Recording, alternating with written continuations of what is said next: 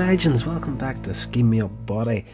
In this episode we're going to continue on with the movie franchise of Star Trek, and this one is Star Trek V, The Final Frontier, which was released in 1989.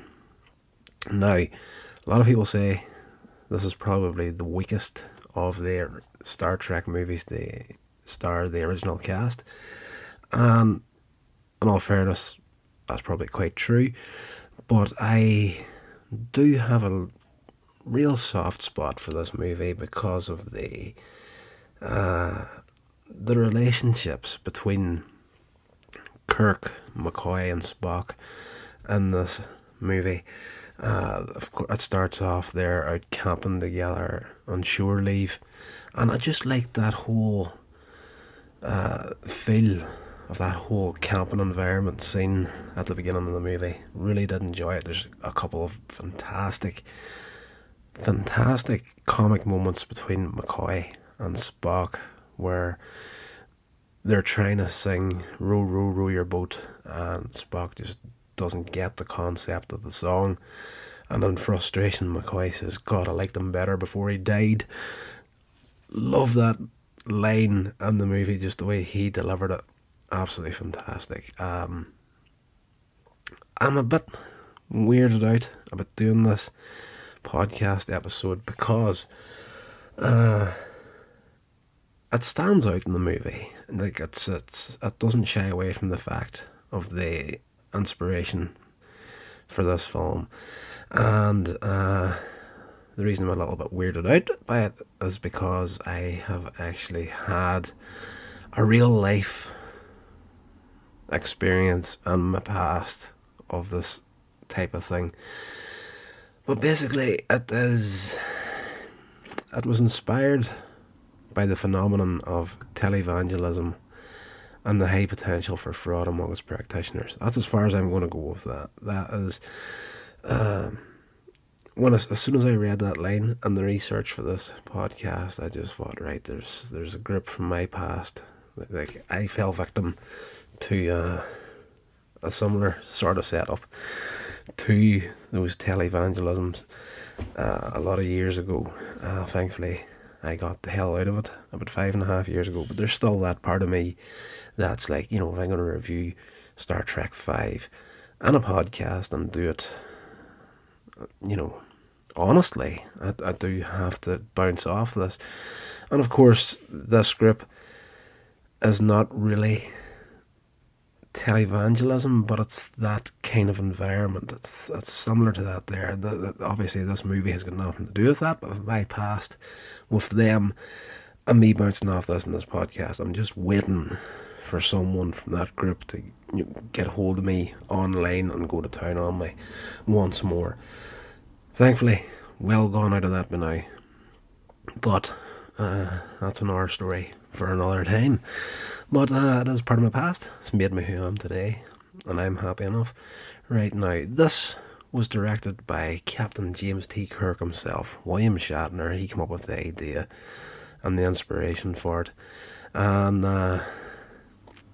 it's basically the story of this character, Sybok. He's a renegade Vulcan, essentially, and he's searching for God, but instead finds the devil. That's pretty much the easiest layout for the movie. That starts off in a desert planet, Nimbus 3, the planet of galactic peace, and there's this guy. He's out and he's trying to drill for what I can only imagine to be water in the desert, having no luck with it at all. And this character rolls up out of the sandstorm in the background, and he gets off his horse and comes over to this guy, and he's like, every man hides a hidden pain. Share your pain with me and gain strength from the sharing. And while he's saying this to the guy, the guy drops to his knees and starts crying. And it's this power that Sybok has isn't really explained as in something he naturally has or something that has been kind of gifted to him by the entity we meet at the end of the movie. But he's been going around previous to this guy backstory sort of territory where he's gathering up followers into his cult, and they're planning on storming a city on Nimbus 3, which just happens to have a Romulan, a Klingon, and a human ambassador that are there as part of the intergalactic planet of peace in the neutral zone, Nimbus 3. And they're just, we have had enough of this. This planet was supposed to be the new frontier, and it's just a burned out rock in the middle of space. None of them are happy to be there. Sybok and his gang, his cult, whatever you want to call it, attack and take these guys prisoners. And the whole point of this is Sybok wants a starship brought to Nimbus 3 to complete his quest, his mission. And of course, this is where Captain Kirk and the Enterprise crew come into play. They are dispatched to go and negotiate the release of these prisoners, or get them go in and get them out of there without really causing any bloodshed. They get to the planet, and Kirk and Spock and an away party head to the surface, and they leave Chekhov in command of the Enterprise, and he's pretending to be captain, talking to Sybok, distracting him, while Kirk and Spock and the rest of the gang try to get these prisoners out. Everything basically blows up in their face, and Sybok's cult wins out in the end, and Kirk and Spock and McCoy are pretty much taken prisoners on board Enterprise. They don't fall for his powers straight away, but Uhura and Sulu, on the return to the Enterprise, they fall under his power very quickly. There's a Klingon warship turns up in this as well, and this Klingon is out for blood. He's one of these. Of course, the Klingons are a warrior race, and this guy is convinced that if he can defeat Captain Kirk in command of the Enterprise, he's going to be the strongest, mightiest Klingon in the galaxy. And he does attack Enterprise, but this is when Sybok has taken them prisoners, and they're trying to return to the Enterprise, and of course the Klingons are coming in for an attack, and the problem they have is docking with Enterprise at this point in the movie, because she has her shields up because there's an attack coming, and Sybok refuses to let the crew turn the shuttlecraft around and head back to Nimbus 3. He's like, I have got a mission from God, we need to complete this, there's no turning back. So Kirk gets him to, let me do something, and he comes up with the bright idea of docking with the Enterprise without using the tractor beam system, which will save time, because Enterprise has to drop her shields. They have to dock, and she re-raises her shields again, and that length of time she's vulnerable to the attack from the Klingons. That's a great little sequence. The effects in this movie aren't as good as previous installments in the franchise, and that's simply down to a budget issue at that point when this was made. Of course, they get docked with Enterprise. Kirk, McCoy and Spock are put in the brig, and Sulu, under the power of Sybok at this stage, they head off to the bridge. They're going to take the Enterprise to what is called the Great Barrier at the centre of the universe, where a planet called Shakari exists, and Sybok's preachings, really, it's basically where creation sprang from. It's where God lives, it's God's planet, sort of a deal.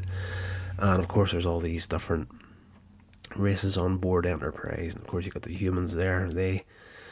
They see Shakari as Eden.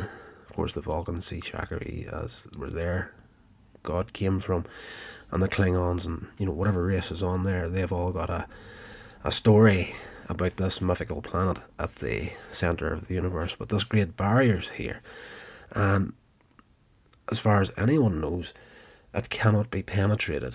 Every time a probe was sent into it, it never came back. It's a suicide run, essentially, as far as Kirk and the crew are concerned that aren't affected by Sybok.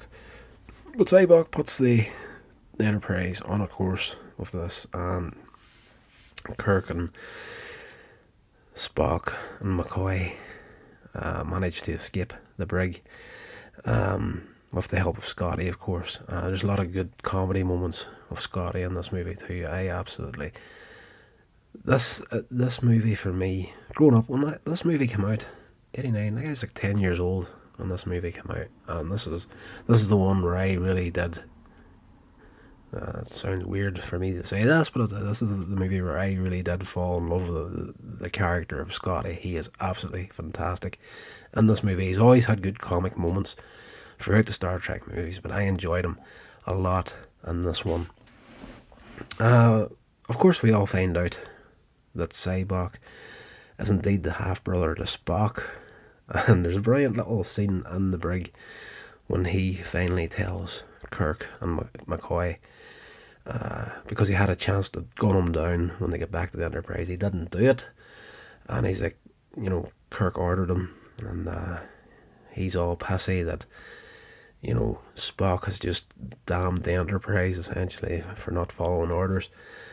And Spock is like, you ordered me to kill my brother. And Kirk is like, well, I know he's a brother Vulcan, but come on, Spock. And Spock's, no, you don't understand it. He's actually another son of Sarek.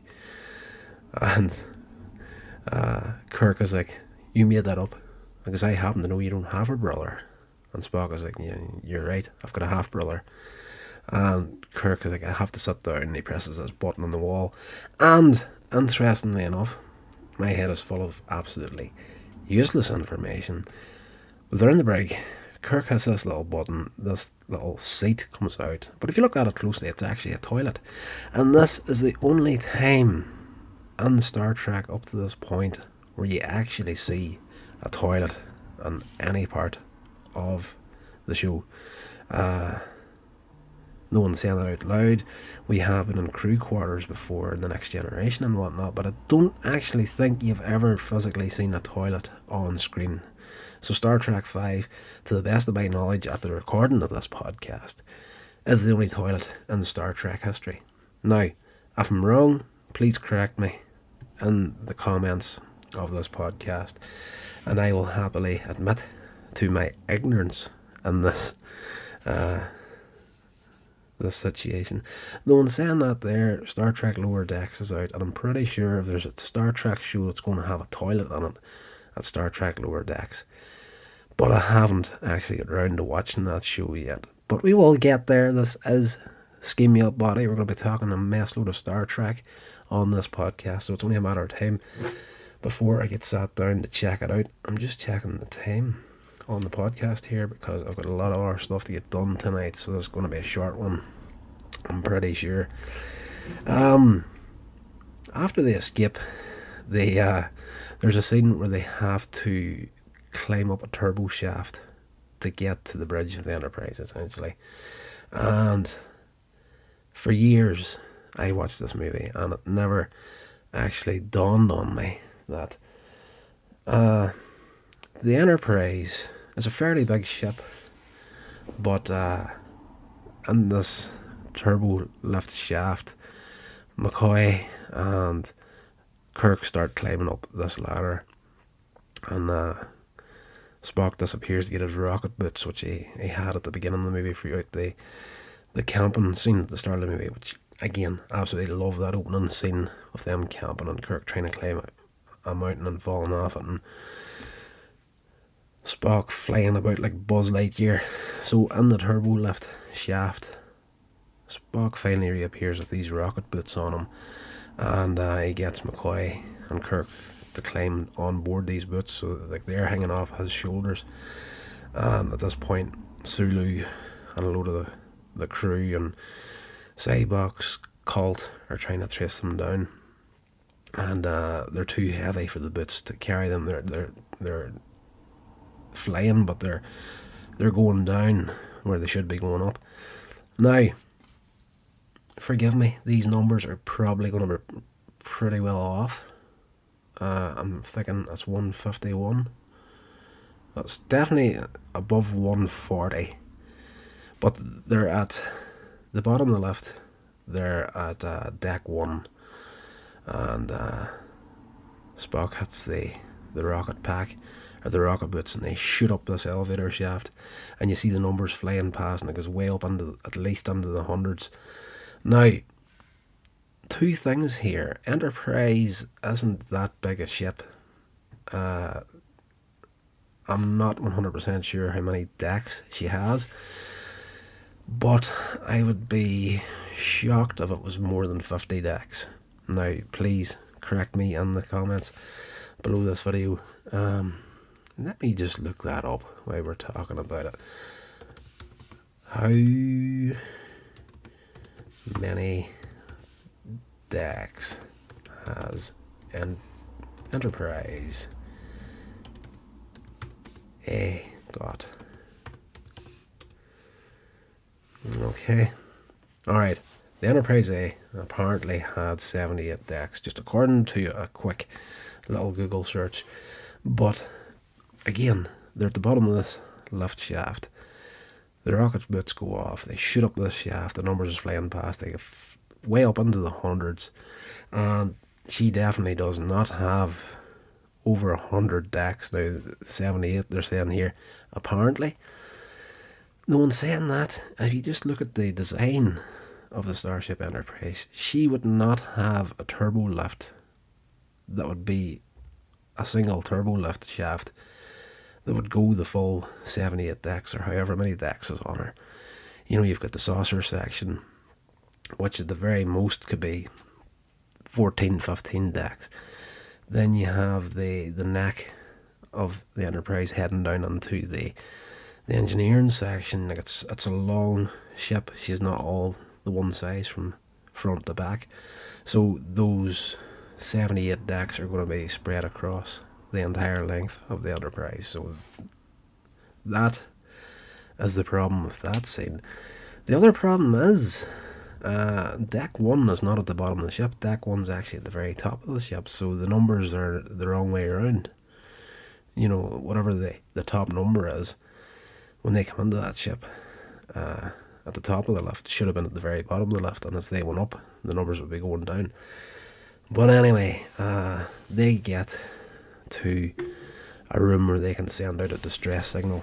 You know, Enterprise has been taken over. If anybody can hear this, please help us, sort of a thing. And of course, they get a reply almost straight away. Yes, this is Starfleet Command. We've got your distress call. We're going to send a ship out to help you. But this reply they've apparently got from Starfleet is actually from the Klingon ship that attacked them earlier. So it's following them towards the Great Barrier. Cyborg comes in and catches them in the act.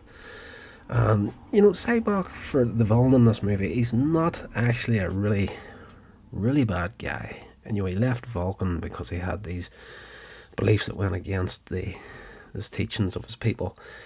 But very, very intelligent, and the only reason he's doing any of this is because he fully believes in what he thinks.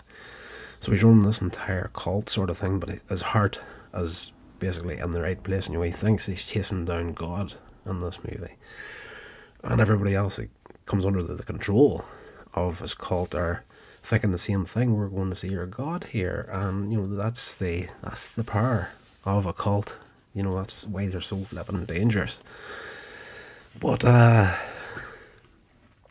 he tries the mind trick on them. You know, he kind of uses the the Vulcan mind meld and uses this power of, like, each man holds a secret pain, share your pain with me and gain strength from the sharing. And he goes for McCoy first, and there's a scene where we discover this deep seated pain that McCoy has, and it's actually, you see it visually on screen here. Everybody else up to this point has just, if they come across him and he does his Vulcan thing, show me your pain and whatnot, they pretty much either just break down or go under his control straight away. But with McCoy, we actually get to see, and McCoy plays it out again. The room darkens down where they're standing at, and show me your pain. And McCoy's resisting it at the start, and then the room lightens, brightens up behind him, and you see this old man lying in a bed. And through the window in the background, you can see a city background. And McCoy realises straight away what's going on, and he's like, "Oh my God, don't do this to me." So he actually goes across to the bedside of this old guy, and for the remainder of this scene, he is pretty much playing out his own past. And it turns out that it's his father that's on his deathbed. There's something wrong with him, and he's in pain. McCoy's a doctor. There's nothing they can medically do to help him anymore. And his father is, begging him to, help me end the pain. I can't stand the pain. Release me, sort of a thing. Please release me. Let me go. Okay, we've just broken the entire drama of that whole sequence of me doing that. I'm an asshole. But we play it out anyway, and every once in a while McCoy will break out of the replay scenario, let's just say, and he's like, with all my medical knowledge, there's nothing I can do to help him. And every once in a while the Cyborg will step in and he'll push him towards whatever he has to do. He reminds him that he's a doctor. What would you do, sort of a deal. And eventually McCoy turns off the life support system on his father, and his father drifts off, passes away. And Cyborg comes in, and he's like, that wasn't the worst of it. And McCoy freaks out, and he's like, a couple of weeks later, they discovered a damn cure. I killed my father for no reason, essentially. And it's an interesting thing to see, just the way that someone like that, and you don't need superhuman science fiction powers to really screw someone's head over. If you get them in the right headspace, if a cult member comes across someone that's battling some sort of deep-seated pain from their past, it's not hard for a cult to twist your thinking into their line of thinking. Scary stuff. But yes, after McCoy, it happens. McCoy and Kirk tries to speak to McCoy. McCoy doesn't answer, and as far as Kirk's concerned, I'm seeing my friends dropping like flies here. And he tries Spock next, and Kirk's trying to tell Spock, don't do it, and Spock's like, I've got nothing to worry about. And basically the pain we see with Spock is, and it's no real shock, we know enough about Spock to know what his pain is up to this point, so it's just a matter of visually showing it on screen. I think more for the newbies coming into the franchise, like if you knew the series and the movies up to this point, you'd be fully versed in Spock's relationship with his father. We get to see basically Spock's birth, and when he's born, the midwife hands the baby Spock to his father, and his father looks at him, the baby's crying, and he's like, so human. And that's the deep-seated pain for Spock, as again his human side, and him growing up in Vulcan and not been the Vulcan that his father hoped he would be, because he was half human. Nothing. It's not his fault, but it is what it is. And then Spurk. I was going to say Kirk, but I tried to say Spock at the same time. So Spurk. Oh my good God. Cyborg then tries to go for Kirk, and we see his pain. Well, to see his pain, but Kirk flat out refuses, and he's like, "I'm not going to fall for this crazy person's ramblings." I need my pain. Pain. The pain of our past creates our future, sort of a thing. I need my pain to survive and whatnot. I wouldn't be who I am today without my pain. I want my pain. I don't want to get rid of it. That's it's a source of strength for Kirk. But anyway, they get the call over the intercom that they're approaching the Great Barrier, and Cyborg goes to leave, and he tells, he's, as far as he's concerned, like Spock and McCoy are now under his control, and he's like, "Come on, let's go now." And Spock again refuses to go with Cyborg, and he's like, "I'm no longer the outcast child that you left in Vulcan. I've found myself in the universe, and I'm not going to go with you." McCoy was going to follow him out, but hearing this, McCoy is like, "Well, I guess you better count me out too." So, yes, Cyborg leaves the three of them in the room where they were locked up, and heads back to the bridge. We get to the Great Barrier, and the Enterprise pretty much gets in there with a lot of ease, really. And we see outside the ship there's this planet, and everybody's looking out, and each different race is calling it whatever it means to them in their culture. The human, he's like Eden, and the Klingons are like Shakari, and the rest of the alien races are call out the name of whatever place they believe that is heaven, essentially. So the Enterprise gets there. In the background, and if you're not paying attention, this is a very drawn out sort of scene where it's kind of like bigging it up, and there's this great score with everybody's standing looking off the Enterprise through the view screens or out windows and whatnot, and like there's this score that's big uplifting sort of a tempo that is this amazing sort of thing that they've made it to the final frontier, basically. And in the background on the bridge on one of the monitors, and the camera does pan into it, and the score changes just ever so slightly. You see the tactical readout, and of course you see the Klingon Bird of Prey popping up on the screen.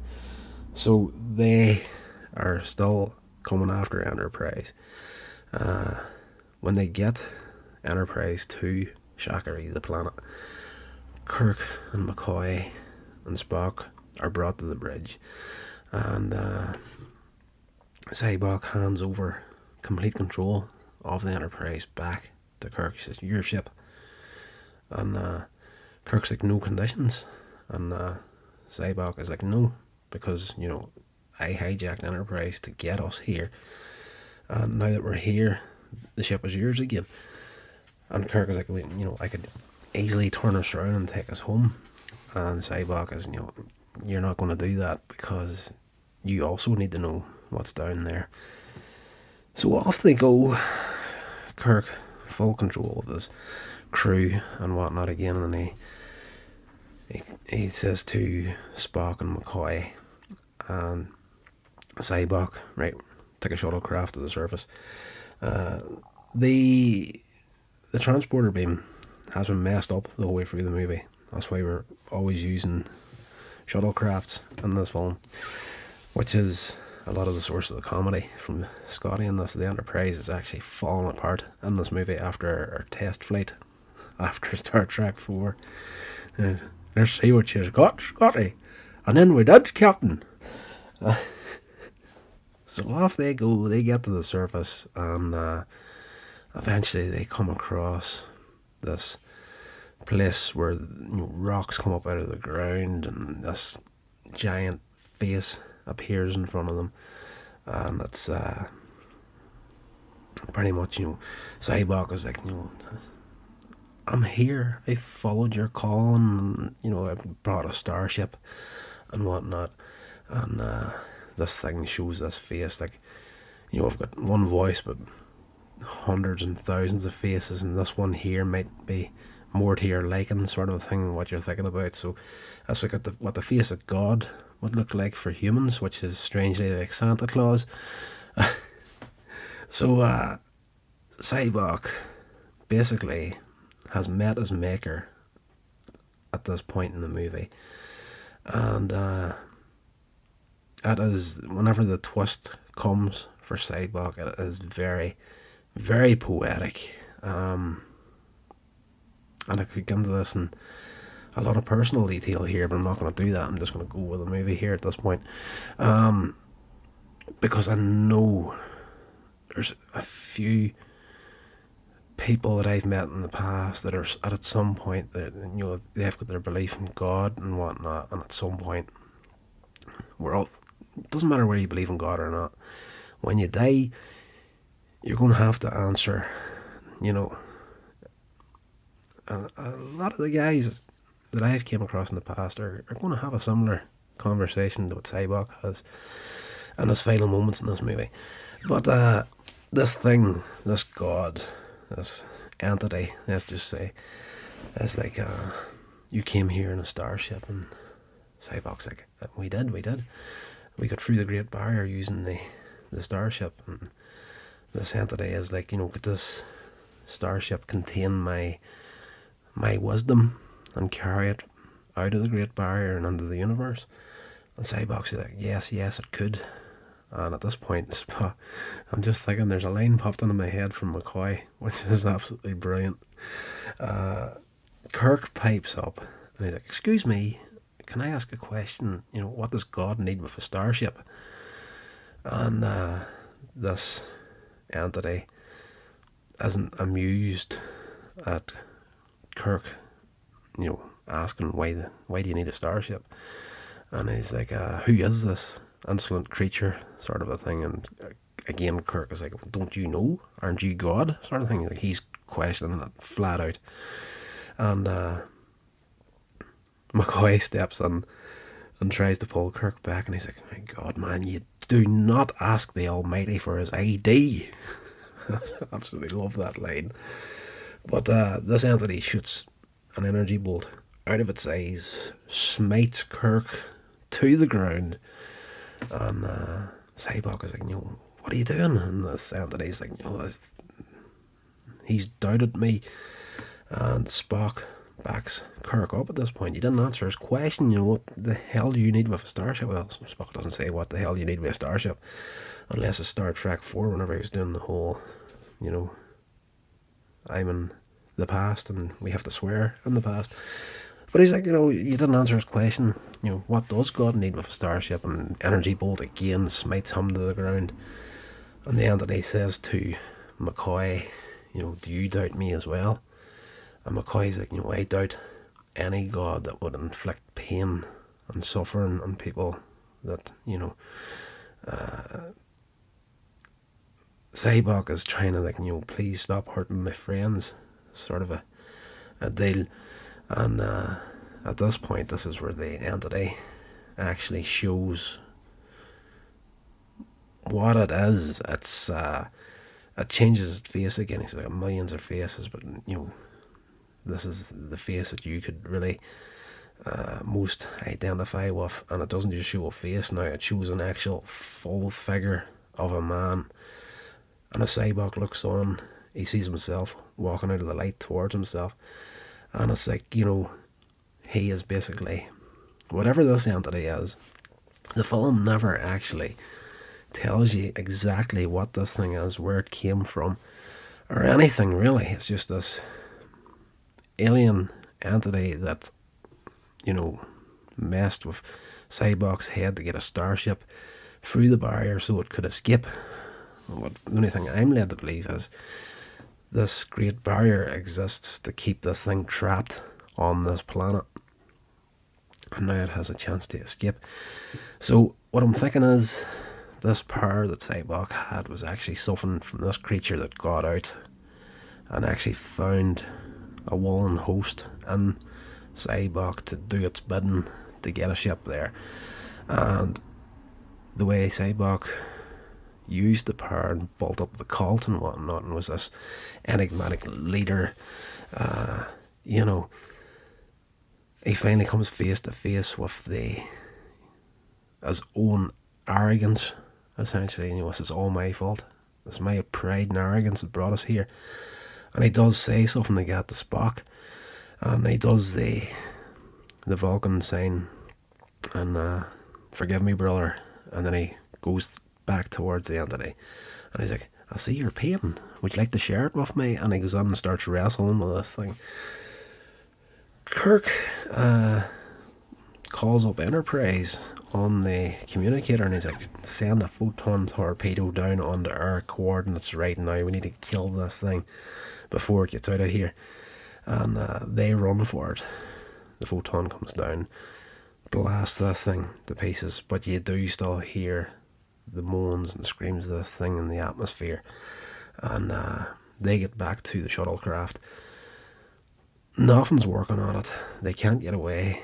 Thankfully, Scotty has fixed the transporter at this stage, but he's like, it can't be me all at once. I can maybe take two of you.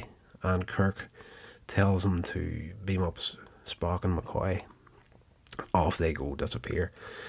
Spock is left on his own, and which is interesting at this point of the movie, because we found out at the beginning of the film when he fell off a mountain, McCoy was like, you should have died when you fell off that damn mountain. And Kirk's like, even as I fell, I knew you wouldn't die because, both you and Spock were with me.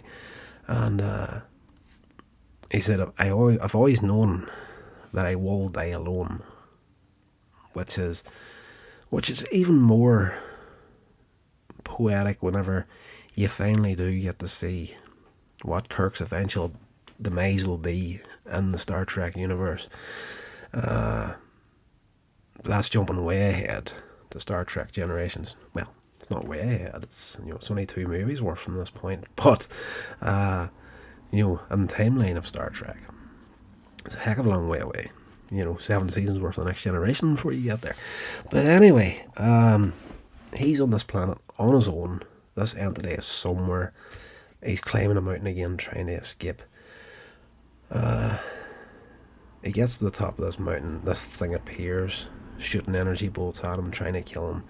And then this bird of prey comes up above the mountain, so he's standing face to face with a Klingon bird of prey. This entity's behind him, and the bird of prey takes it out, destroys it, and he gets beamed aboard it. So it turns out the Klingon ambassador that was on Nimbus 3, he was like a disgraced Klingon warrior, and when the Klingons turned up to attack Enterprise for the second time, Spock, back on board Enterprise, got him to talk to the commanding officer of the bird of prey, and they ended up working together. And the old Klingon actually gets the captain of the Klingon ship to apologise to Kirk because the attack on Enterprise wasn't cleared by his government. So we're all fine and well, happy at the end. Everybody's saved. They're back on Enterprise, and the Klingon warship, the bird of prey, and the Enterprise leave Shakari together. And at the end of the movie, Spock and McCoy, they're standing on the Enterprise, and they're looking out into space, and they're, having a little thought to themselves, is God really out there, sort of a deal. And Kirk's like, maybe he's not out there, Bones, maybe he's in here, the human heart. And we kind of cut from that, and we're back to Earth. They're out camping again, Scotty, Kirk, McCoy, and Spock. Spock is plucking away in his little lute, as you call it. I'm trying to remember that name for the little musical instrument. Let me just look that up as well. Spock's musical instrument. It is called the Vulcan lute. I was right. Again, full of useless information. But a lot of this useless information is stuff that I kind of need to confirm from time to time. If you asked me something incredibly serious, life and death, couldn't answer it. The simplest little math problem, no idea. English, grammar. You ask me how to do something, spell something, probably get it wrong. Maths, 100% will get it wrong. When it comes to useless information, like what is Spock's little musical instrument called? It's called a Vulcan lute. But again, I had to look that up. But that information was locked in the back of my mind, and there's no need for it to be there, apart from making podcasts and stuff. So I love it. He's plucking away at this thing. At the end of the movie, Kirk's standing, he's drinking coffee, and he's like, "Are you going to play something in that thing, or are you just going to pluck at it?" And Spock starts to play row, row, row your boat. So of course they sit down, all three of them, they break out on the song at the end of the movie. Row, row, row your boat. This movie for me, absolutely loved it. Again, it's not the strongest one. Pretty much anybody will tell you that it is. It's not considered the strongest out of the Star Trek movies that star the original cast. It's definitely nowhere near the levels of the Wrath of Khan or the Search for Spock. But for me, the next movie we're going to be doing, of course, Star Trek 6, The Undiscovered Country. I enjoy that movie, but I don't find it really rewatchable. I can watch that movie maybe once every 5 or 6 years. If The Undiscovered Country is on, I'll watch it, or if it's on TV, I'll give it a go. At the very odd time, I'll give it a bit of a stream, but it's not one that I tend to. If I think I want to sit down and watch a Star Trek movie, The Undiscovered Country, it's not one I'll automatically go for. But Star Trek 5, The Final Frontier, I could gladly watch this film backwards and forwards. I think me and William Shatner are very much in a similar sort of mindset. It's just it was very much his story, and but there was problems with some of the crew objected to the script. Series creator Gene Roddenberry disliked the original script. Nimoy and Kelly objected to the premise that their characters Spock and McCoy would betray Shatner's James T. Kirk. So the script went through multiple versions to please the cast and Paramount Pictures. Included cuts in the effects-laden climax to the film. That is, again, I did say it earlier on in the podcast, you do see a visual difference between this film and stuff that came before it. And there is a few shots of the Enterprise that are actually reworked on from previous films. So, excuse me, just looking up some last information before we go any further. Despite a Writers Guild strike cutting into the film's pre-production, Paramount commenced filming in October 1988. Many Star Trek veterans assisted in the film's production. Art director Nilo Rodas developed the designs for many of the film's locales, shots, and characters. Herman Zimmerman served as its production designer. Production problems plagued the film on set during location shooting in Yosemite National Park. That place looks awesome. I want to go there someday. There you go. If you're not, subscribe to Here's Rodder's Vlogs, get your ass over there onto YouTube. Subscribe to Here's Rodder's Vlogs now, because we've just got a new destination for travel vlogs, if and when I can get there. Effects House Industrial Light and Magic's best crews were busy and would be too expensive. The production used Ben Furman's company for the film's effects, and again you can see that Industrial Light and Magic weren't involved in this movie. It's not to say that the effects were terrible in it, but they're definitely not as polished as they would have been. Film's effects, which had to be revised several times in order to lower the production costs. The film's ending was reworked because of poor test audience reaction and the failure of planned special effects. So, there is a bit of a disjointed ending there, where they're on the Enterprise and they're talking about, was God out there, and maybe he's here in the human heart, and it just cuts directly from there to them back at the camping scene at the end. Jerry Goldsmith, composer for Star Trek the Motion Picture, returned to score The Final Frontier. It was released June 9th, 1989, and it had the highest opening gross of any Star Trek movie at that point. I do remember that whenever it came out. Like, as I say, I wasn't that old at the time, but I do remember people going crazy in the opening weekend about, this is potentially going to be the best Star Trek movie ever made, according to this first week's, this opening weekend's ticket sales. But that was its first week. The grosses quickly dropped, and subsequent weeks the film received generally mixed to poor reviews by critics on release, and according to its producer, nearly killed the franchise. The next entry, The Undiscovered Country, received a much more positive reception. Again, this is entertainment, guys. It's subjective to the viewer. One person could absolutely love it, and the person next to them could absolutely hate it. It all depends on your tastes, your mindset, where you're at that time.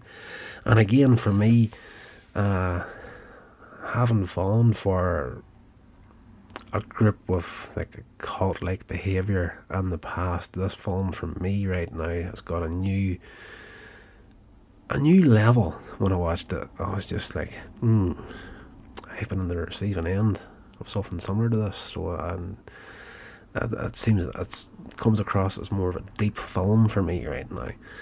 But again, I think me and William Shatner are very, very similar in mindsets. I absolutely adore this movie. I always have. Like, when I remember having this on the first time it was actually aired on television, I recorded that on the VHS, and I'm pretty damn sure if I looked hard enough in this house now, even after all these years, you're talking like 30 years later, I'm probably sure that movie is probably still on VHS somewhere in this house. Because whenever I got married and moved out, I took none of that stuff with me, and this is actually the parents' house. Before they passed, this was their house. So I'm pretty sure there's a lot of stuff that was here from whenever I moved out till I moved back again. Absolutely loved it. The budget for the movie was $33 million, and the box office came in at a $33 million payday. So as far as the figures and that goes for the movie, it's, it was a sketchy one for the franchise in general, but for me, absolutely loved it. For me, it's really the best movie would be The Wrath of Khan, followed up by The Search for Spock, and I think for me personally, I think Star Trek 5, The Final Frontier, I think that comes in third place for me in the movies. Probably very close between that and The Voyage Home, really. But I really do enjoy this movie for that opening sequence where they're out camping and Kirk's climbing that mountain in Yosemite. It's just, for me, it was the characters interacting with each other and that whole sort of family situation. You know, there's a whole part on it where, you know, they're talking about why they're on their camping trip. You know, they're kind of thinking, you know, other people have got families to go to, and when shore leave comes around, the three of us hanging out together, and Kirk's like, you know, other people have got families, not people like us. And then by the end of the movie, they've got this moment where, you know, Spock is sad because he's lost a brother, and Kirk says, I lost a brother once. I'm lucky I got him back. You know, not referring to a blood brother, but he's referring to the fact that Spock had died in Star Trek 2 and we got him back in Star Trek 3. And, you know, the family they have as the three of them and the crew on the Enterprise. So I absolutely love the movie for that alone. I would highly recommend you checking this one out. If you're new to Star Trek, maybe not the first one to go with. Like, definitely Star Trek 2 is the best.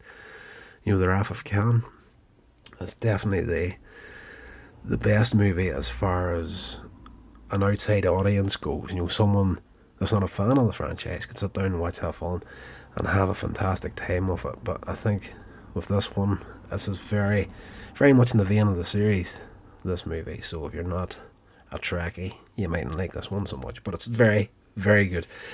Anyway, guys, I am going to go now because I'm using batteries on my recorder and it's going to pass out at any moment now. So I hope you have a fantastic week, and hopefully I'll talk to you very, very soon here on Sceam Me Up Botty. This has been a production of Coins Edge Media. Check out my social media links in the show notes. Thank you so much.